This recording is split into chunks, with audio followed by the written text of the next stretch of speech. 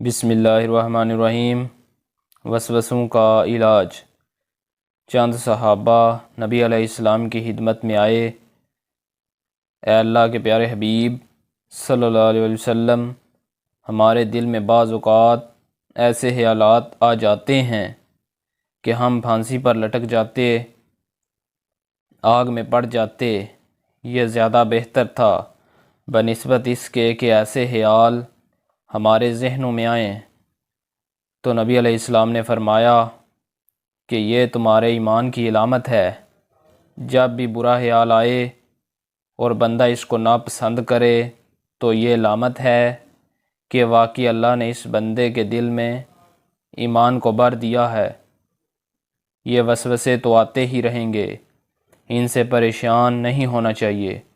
اس کی مثال ایسے ہی ہے کہ جیسے ایک بڑی سڑک ہے، اس پر بس بھی چل رہی ہے، کار بھی چل رہی ہے، گدھا گاڑی بھی چل رہی ہے، سائیکل والا بھی کوئی جا رہا ہے۔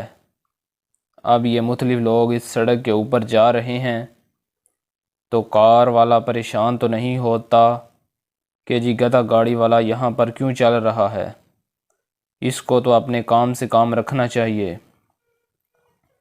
بالکل اسی طرح انسان کا ذہن شاہراہ کی مانند ہے، موٹر وے کی مانند ہے۔ اس موٹر وے پر مختلف قسم کے خیالات آتے رہتے ہیں، کبھی اچھے، کبھی برے، کبھی نفس کی طرف سے، کبھی شیطان کی طرف سے اور کبھی رحمان کی طرف سے خیالات آتے ہیں۔ لیکن مومن کو چاہیے کہ وہ خیر کے خیال اپنائے، اس کے بارے میں سوچے، اور جو دوسرے قسم کے وسوسے اور خیالات ہوں ان کو اپنے ذہن سے ہی نکال دے، ان کی طرف دھیان ہی نہ دے۔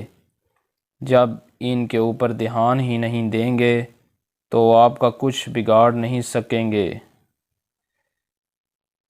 چنانچہ نبی علیہ السلام نے دعا مانگی، تمام تعریفیں اللہ تعالیٰ کے لیے جس نے شیطان کے معاملے کو وسوسے کی حد تک رکھا۔ اب کوئی شیطان ہمارا ہاتھ پکڑ کر تو نہیں گناہ کروا سکتا، وسوسہ ہی ڈال سکتا ہے نا۔ اس وسوسے کو ماننا یا نہ ماننا یہ تو بندے کے اپنے اختیار میں ہوتا ہے۔ تو اگر یہ بات سمجھ آ جائے تو پھر بندوں کو وسوسوں کی پرواہ نہیں ہوتی۔ ویڈیو اچھی لگی ہو تو ویڈیو کو لائک کریں اور چینل کو سبسکرائب کریں۔